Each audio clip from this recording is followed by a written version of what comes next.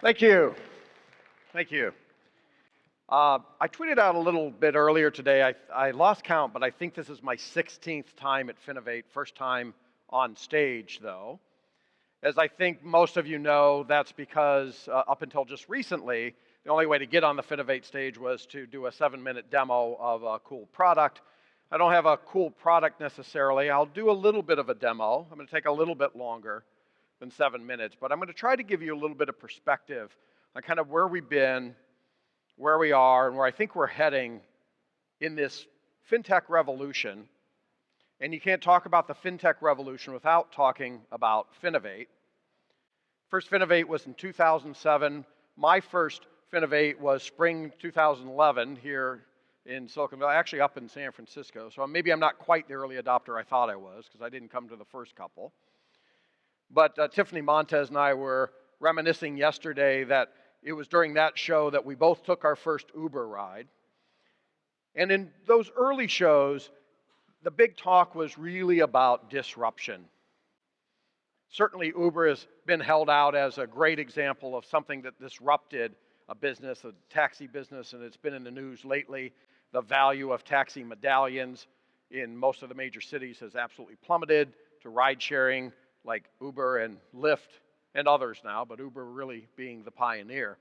And in those early days of Finovate, there were a lot of brave entrepreneurs that stood on this stage and boldly declared that we were going to put your bank out of business, or your broker, or your credit card company, or your mortgage company.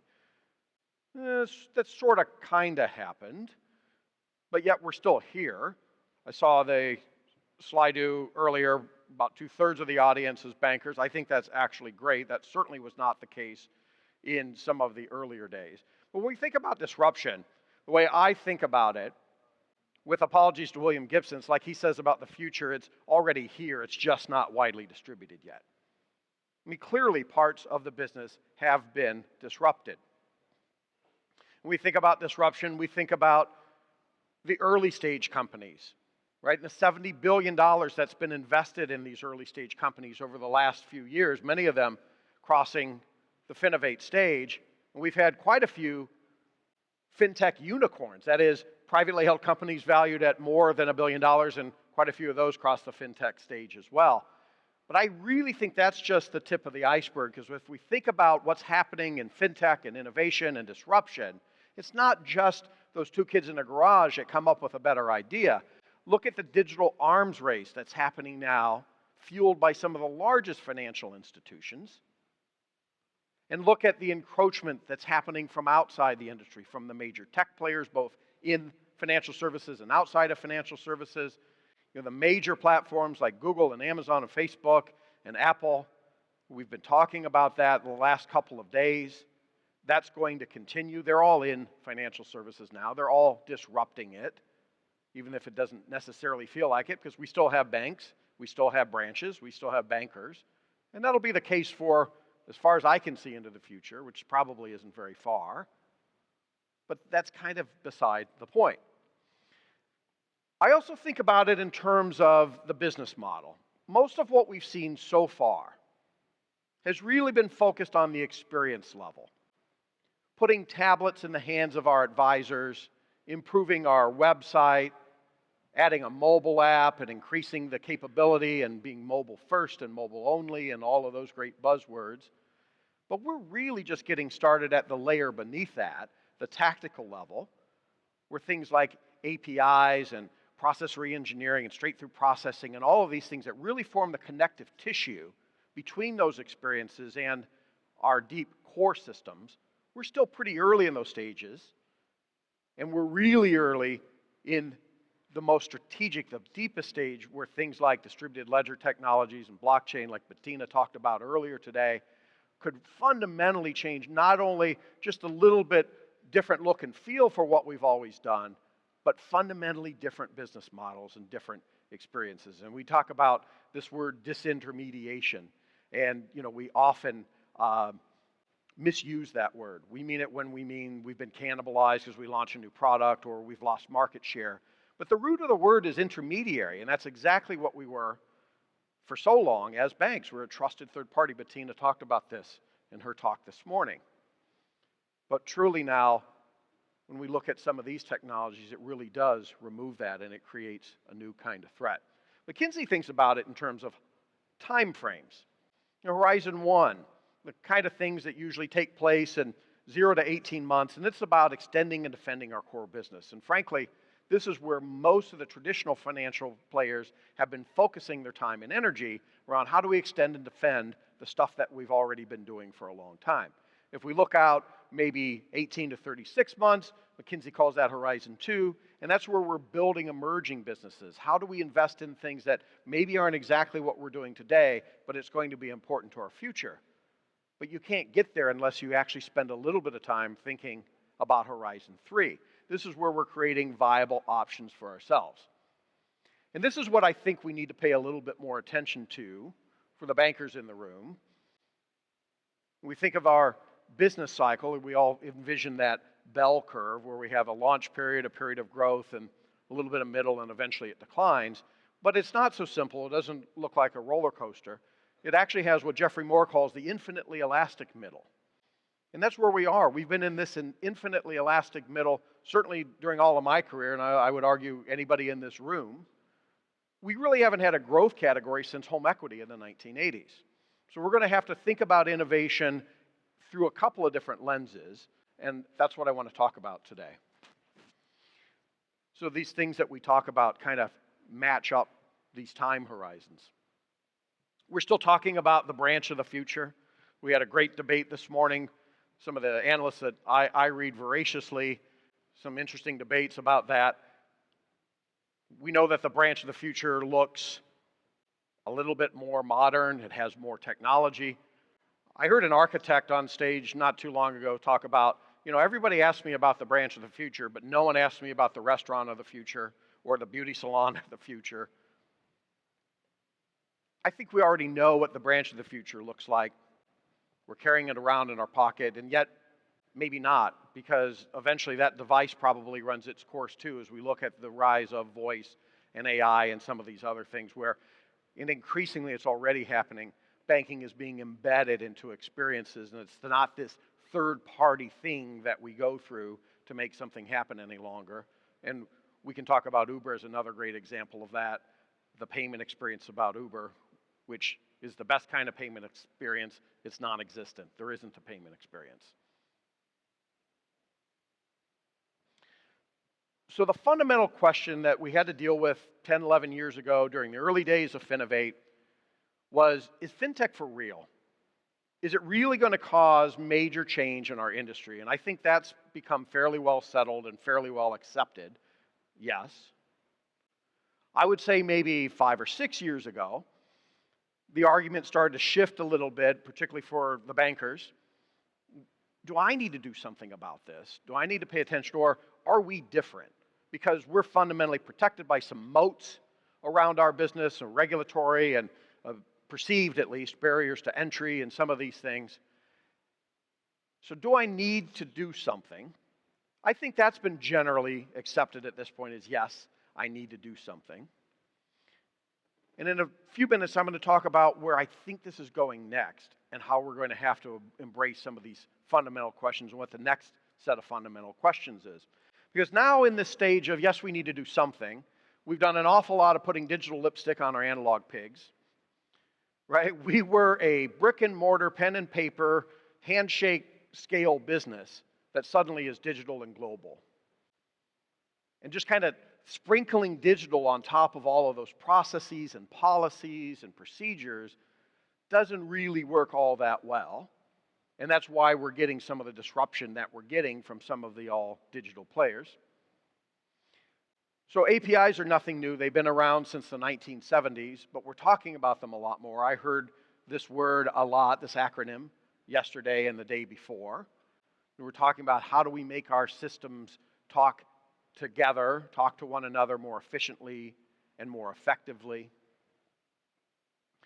And in Europe, at least, regulation is driving this. Right? PSD2 went into effect this year after 5 years of talking about it, and it's actually even more than that. I would argue this was a part of a 20-year run, a culmination of 20 years of trying to free digital data. And when banks first started to digitize transaction data, think about what we did with it. Not much, right? We liked the idea that, well, maybe we won't have to print off a paper statement, fold it up, put it in an envelope, and put a postage stamp on it and mail it to you. But our customers really wanted a lot more. They said, well, if the data is digital, I want to be able to manipulate it and look at it and forecast it and categorize it. And we didn't do that inside the industry, right? The Mints and the Yodleys and the others of the world did it for us. And so we had this kind of push-pull for about 20 years of, well, that's our data. No, data should be free. Well, it's the customer's data. At least that's what the European Bank Industry Commission ruled. So we have regulation driving the change in Europe. This is starting to happen in Australia and New Zealand right now. It's totally different in Asia, where they're not dealing with an established infrastructure.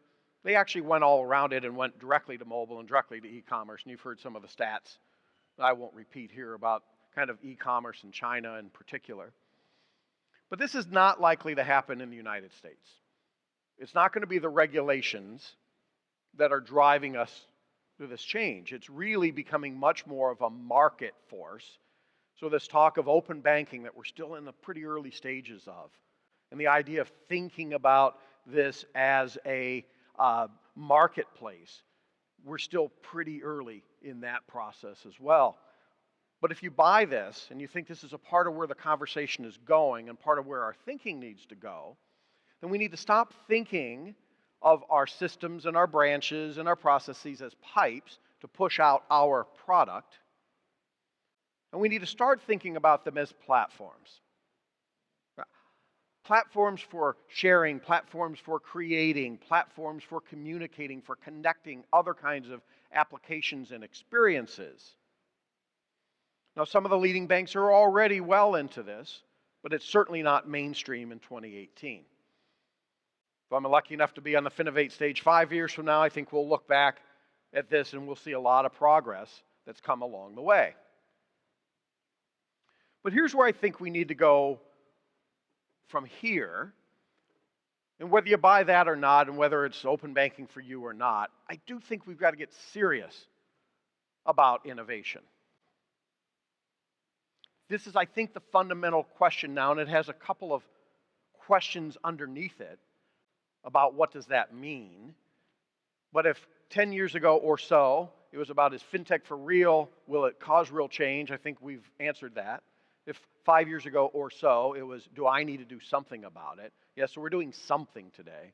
Well, what do I need to do now? Well, I need to get serious about innovation in my book. And so first of all, that means we have to define it. We need a common definition of what innovation really means. And maybe the best way to do that is start with what it doesn't mean. Awful lot of innovation theater going on. Hey, we have a whole team of people that wear hoodies and sneakers in a cool brick office building downtown. They have a ping pong table and beanbag chairs. Check, we are innovative. No. Actually, those are cool things. I love environments like that. They're very creative environments, but we need to go quite a bit further from that. Another thing innovation is not, is what my partner Jason Henrichs likes to call the fintech petting zoo. And frankly, some of you treat Finovate that way. Oh, isn't that cute? That's really nice. And then you go back to your office and do the same old thing that you did. One of the things that's really popular in Silicon Valley is these executive tours. Right? We load up a bunch of executives from somewhere, fly them out to Silicon Valley, and they tour around through the cool brick offices with the ping pong tables and the beanbag chairs. And then they go back to their office. They write some notes with their cross pen on their legal pad. And they go home and say, that was really interesting. We learned a lot. Well, I'm glad you learned a lot, but I'd hope you would apply that learning a little bit. So we've got to get beyond the fintech petting zoo. Innovation also isn't merely technology. It's highly correlated these days. We live in an increasingly technological world. We're all carrying supercomputers around in our pocket. I get it. But it's not just pursuing the technology for technology's sake, no matter how cool that technology is. We need to think about technology in terms of context. And I kind of mentioned this a minute ago. I think the context we've used in the past has been probably not broad enough. We've thought about it in terms of low low complexity and low context tasks. Think about the number one fintech innovation we're most proud of as bankers, the ATM. ATM is fantastic at giving you exactly 20 bills of $20 each, nothing more, nothing less, right? Pretty low complexity, very, very good at that. We transact trillions of dollars of transactions across our systems and move them all around the globe, and we barely lose pennies if there isn't fraud involved at least. Right? We are good at that kind of stuff, but we need to increase the way that we think about this in terms of context. That was mentioned also earlier today. And thinking about where technology is going and the kinds of capabilities that are available to us today, what that means. We have all of these new capabilities, and ultimately, how does this lead us to a better customer experience? How do we have a better outcome for our customers? Because if we don't think about technology in terms of context and what do we want to accomplish with it, you end up with one of my favorite quotes ever. This was from somebody on Twitter. I wish I could remember who, because I would shout out your name, but somebody tweeted this out on Twitter in Finovate Fall 2012 at Jacob Javits Center. He said, "You're solving a problem nobody has with technology nobody wants." Almost as bad as you're solving a problem nobody has with technology that's pretty cool. We have a lot of that, but I think we need to do better. So here's my definition of innovation. I hope you'll share it. Innovation is implementing new ideas that add value. Now, most of you probably get the new ideas part. That part's easy. Oh, it's new ideas, it's technology, it's all of this stuff. Yeah, that's great. But number one, you need to implement them. Having the ideas is worthless. We need to implement the ideas. And the ideas need to add value. Now, how they add value is up to you. Is that better customer experiences? Is it new products and services? Is it taking the cost out? Is it creating, more efficiencies through the process? There's all kinds of ways that we can add value, but we need to think about, let's not just chase the technology. Let's figure out how we're going to leverage that to create value. So if we're here today trying to answer these big questions, the big question today is we need to be serious about innovation. And if so, I think there's a couple of things we need to understand about innovation, and this is the first one. We can't manage innovation like an IT project. I spent a lot of time talking to bank executives, and it took me a long time to understand what they thought I was saying to them. They thought I was saying, I can help you manage your tech projects more efficiently. And they said, oh, we're really good at managing tech projects. And you are. Almost all of you are really good at that. Your typical IT process and your Gantt charts and your PERT charts are really good when you have well-defined outcomes, well-defined requirements. If you wanted to replace your core system or you wanted to replace your loan origination system, this would work quite well, the existing processes you have. And if you need some help, there are literally thousands of companies around the globe that will give you expertise and arms and legs to help you do that. But what happens when the outcome maybe isn't so well known? We don't know exactly what we need to do, but we know we need to do a better job with our younger customers or our older customers or our small business customers. We know we need to be faster. We know we need to compete with some of these non-traditional competitors who are changing the game for us. How do we do that? Because innovation is fundamentally different than managing the core business. I talk about this in terms of people. I'm not going to get into today, but I call these trailblazers and traditionalists. And we're full of traditionalists, believe me. We get how to manage the core business. This is exactly the guy you want running your loan book, chairing your audit committee. I'm not sure this is the person I want in charge of my digital strategy or my bank strategy as far as that goes. So it's about managing the known knowns and establishing and enforcing best practices. It's about execution. And innovation is about exploring the unknown, establishing the next practices. And it's really about exploration. How do we figure out how these things work? And that's all about test and learn. We have to test things and learn and see how they work. I hope none of you would sit down at a blackjack table or a poker table before the cards are dealt, push all of your chips into the center of the table and say, now deal me some cards. I sure hope they're good. Hope that was for me. Thank you. But if you do, you've got this 50-50 chance. You either win big or lose big, and if you win big, you'll convince yourself how smart you are. And if we're really honest, though, let's think about how we plan and fund projects inside our institutions. It's kind of like this. We put our smartest people all around a big brown conference table, and we think really, really hard about all the options and what will the competitors do and how will the market react to this and what kind of forecast do you think we'll have? How many people will buy this? And then marketing and finance and sales all start pointing at each other around what they need to make this happen. And we kind of forget along the way that all those numbers we plugged into a spreadsheet to turn out a J-curve and an IRR percentage were really just made up. Right? When we're innovating and breaking new ground and trying something new, we don't really know. As Steve Blank said, the answers are outside the building. They're not inside our four walls or inside our conference room around that big brown conference table. We need to be able to test and learn. As the great Prussian military strategist Helmuth von Moltke said, no battle plan survives contact with the enemy. I think the great orator Mike Tyson says it even a little bit more succinctly. Everybody has a plan until they get punched in the face. Well, maybe I'll go back to another military leader. Dwight D. Eisenhower says, plans are worthless, but planning is invaluable. Right? So it's not about the plans, it's the process of planning, and so how do you learn? Well, we're living in an age now of modern agile business tools, things like Lean, Six Sigma, Agile, and Scrum, customer development, Lean startup. All of these things are awesome, but none of them are magic pills. For those of you that have adopted Lean inside your software, that didn't magically make you more innovative, didn't magically improve the bottom line. It's a great system. It works very, very well. These are modern agile business tools, but they need to be customized for our highly regulated environment. We need to take what works and what doesn't, kind of put them in our own special mix that works for us. So that's what I've spent the last couple of years doing with my partner, Jason Hendricks at FinTech Forge. We call it FIRE. It stands for Fast, Iterative, Responsive Experiments. Well, why fast? Because we want to shorten the gap between idea and results. Iterative, because we want a process of continuous improvement. Responsive, because data is more important than opinions, and data should drive our subsequent iterations. And finally, experiments, because we really want to maximize learning.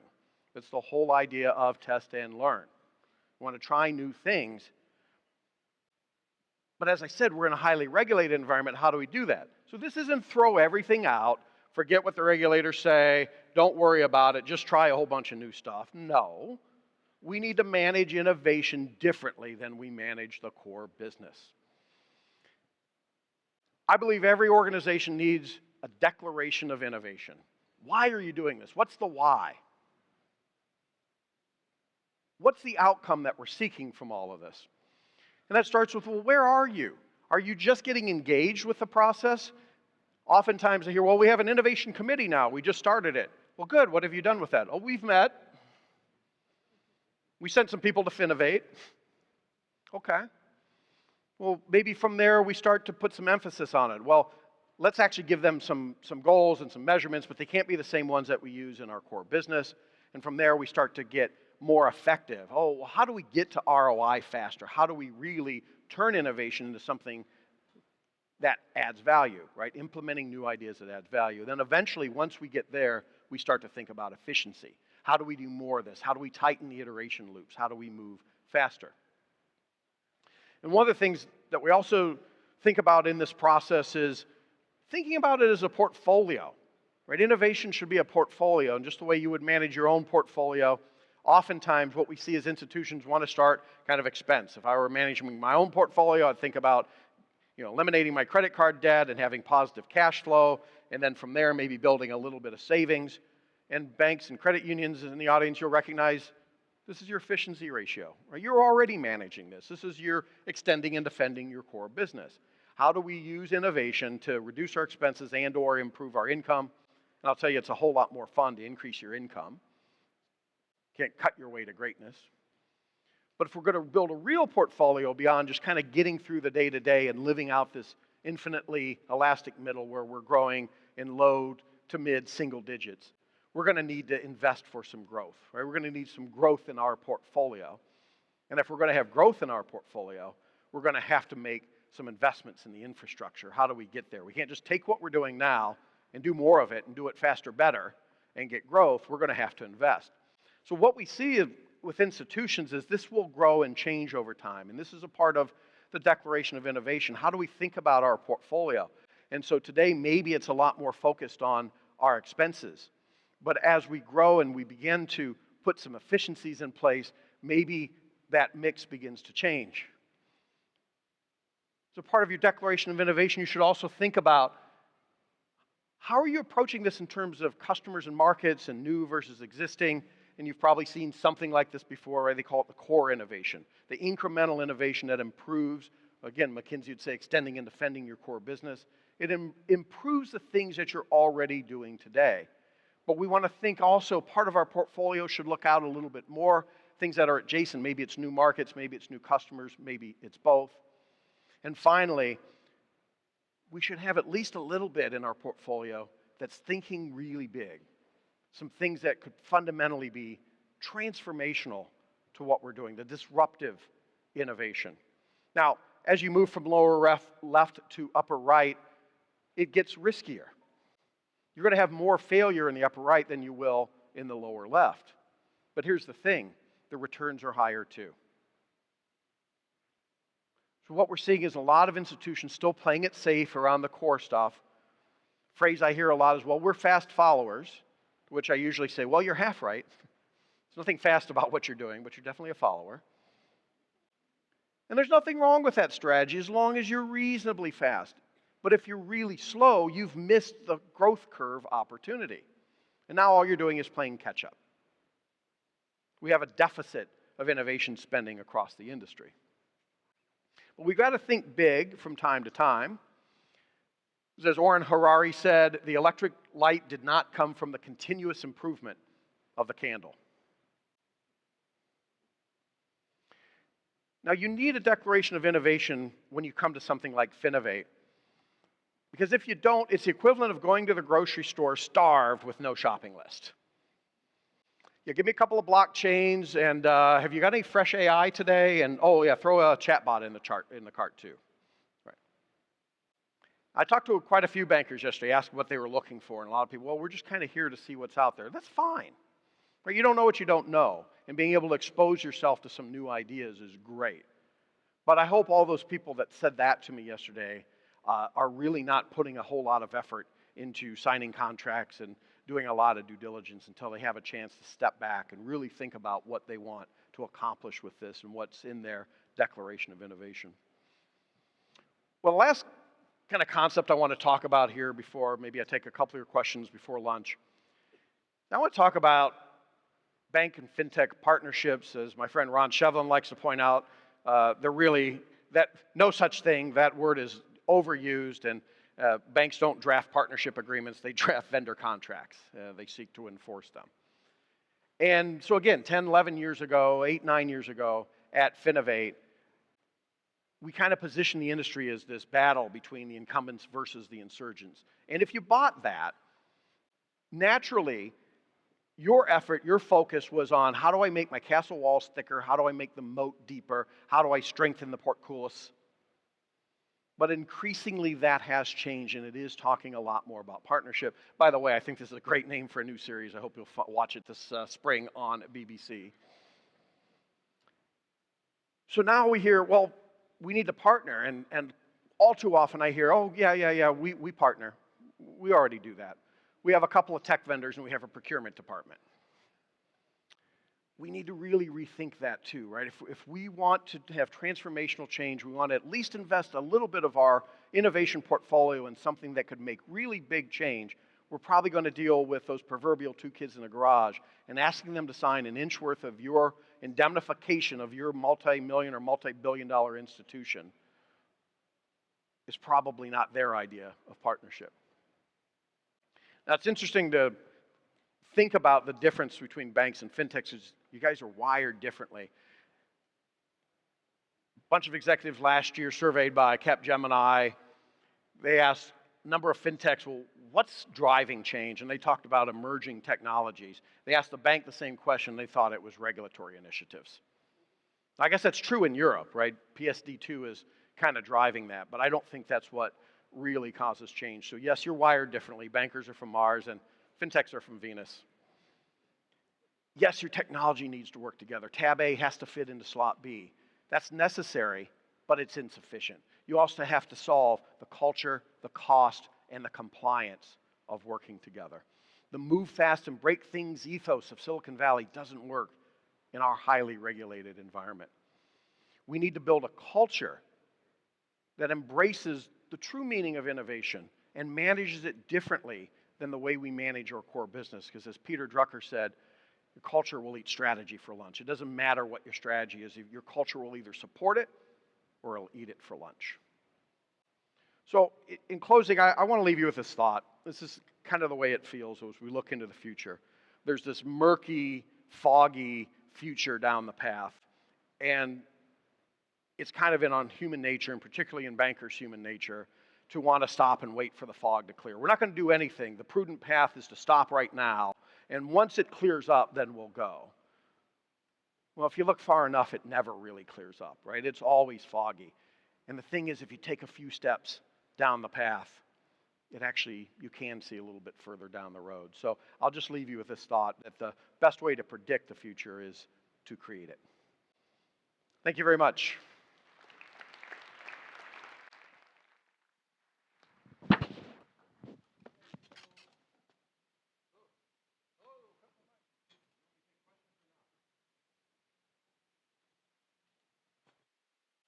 Hey, there we go. Do you want to take questions, Greg, or? I'm afraid we'll actually have to, hey, there we go. I'll use your Okay. mic actually this time. We'll have to pause there. We don't have time for questions at the moment, but we'll try and archive these questions as well. Great. Email them to you, see if we can get some responses out. Would encourage you to chat with JP at lunch if you can track him down. I know he's going to be a busy man. But we'll take us to our lunch break, and then when we come back, we'll be in the track sessions over there. I'd like to give another round of applause to JP for bringing us home here. Thank you very much. Thank you very much. And thank you guys for sticking around for the third day of Finovate. That takes us to lunch and some really cool content coming up across the hall. In the meantime, happy lunch, happy networking.